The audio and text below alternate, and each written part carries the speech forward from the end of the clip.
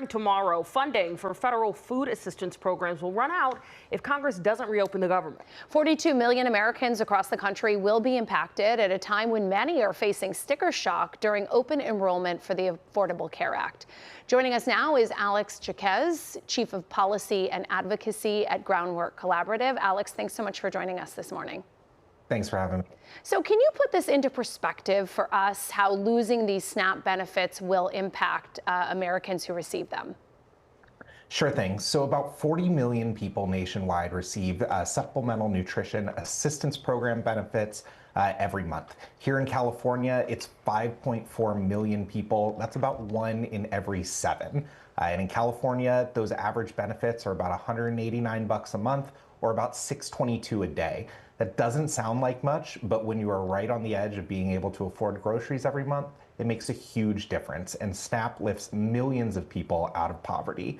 The vast 2/3 majority of families receiving SNAP benefits have either a child, a senior, or a person with disabilities in them. So it's really a crucial program for keeping families out of poverty and keeping children fed. Yeah, this is scary. It's going to impact so many people. And Alex, I know you're following the latest developments on this. Just yesterday, we were saying around 24 states, including California, are now suing the U.S. Department of Agriculture. They want to force the government to tap into reserve funding to continue paying out these SNAP benefits. How are you feeling about that move? Are you hopeful, or are you just more frustrated that there does seem to be funding the government could use to keep this going, and they're choosing not to?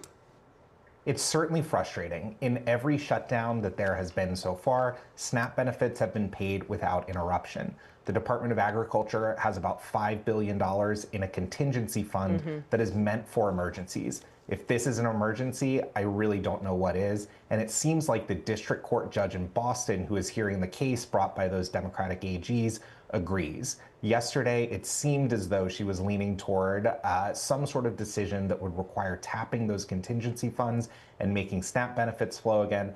But that wouldn't be in time to hit EBT cards by tomorrow, so there still might be some disruption in benefits. Right. So even if one doesn't receive SNAP benefits, let's talk about the ripple effect of losing that money and what it would do to our local stores and economies. I think I read that Walmart receives the most amount of SNAP benefits, a lot of money coming into stores like that. It's a huge deal. SNAP is one of the most economically efficient programs that we have.